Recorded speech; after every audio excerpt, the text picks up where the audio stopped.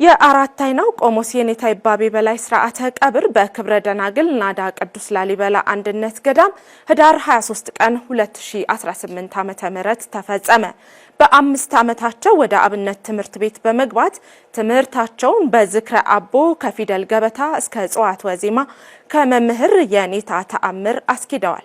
በመቀጠል ቻቫ ቅዱስ ጊዮርጊስ የቅኔና የፍትሐ ነገሥት መምህር ከሆኑት ከየኔታ ወሃቤ ጸጋ ቅኔን ከነ አገባቡ ግስን እስከ አመሉ እንዲሁም የአቡሻህር ትምህርትን ተምረው በመምህራቸው ተመርቀዋል። አራት አይናው የኔታ ይባቤ በላይ ለትምህርታቸው ባላቸው ፍላጎት የሊቃውንት መፍለቂያ ከሆነው ደብረ ድማህ ቅዱስ ጊዮርጊስ ገዳም ከመምህር አለቃ ወልደ ማርቆስ የሐዲስ ኪዳን ትርጓሜና የፍትሐ ነገሥትን ትምህርት ተምረዋል። ማዕረገ ዲቁናን ከብፁዕ አቡነ ማርቆስ ቀዳማዊ በ1964 ዓ.ም የተቀበሉ ሲሆን በፈቃደ እግዚአብሔር በ1985 ዓ.ም ግንቦት 12 ቀን በደብረ ሊባኖስ አቡነ ተክለ ሃይማኖት ገዳም ሥርዓተ ምንኩስናን ፈጽመዋል።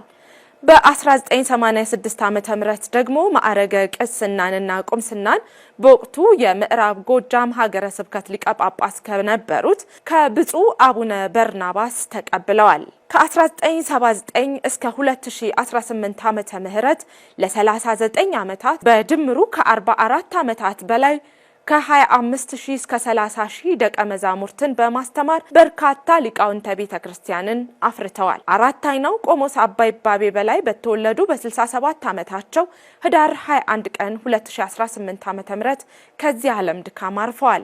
ሥርዓተ ቀብራቸውም ብፁዓን አበው ሊቃነ ጳጳሳት፣ ዘመድ ወዳጆቻቸው፣ ያስተማሯቸው ሊቃውንተ ቤተ ክርስቲያን፣ የመንፈስ ልጆቻቸው በተገኙበት ለ40 ዓመታት በጸለዩበት ብዙ ተጋድሎ በፈጸሙበት እና ወንበር ዘርግተው ባስተማሩበት በክብረ ደናግል ናዳ ቅዱስ ላሊበላ አንድነት ገዳም ህዳር 23 ቀን 2018 ዓ.ም ተፈጽሟል።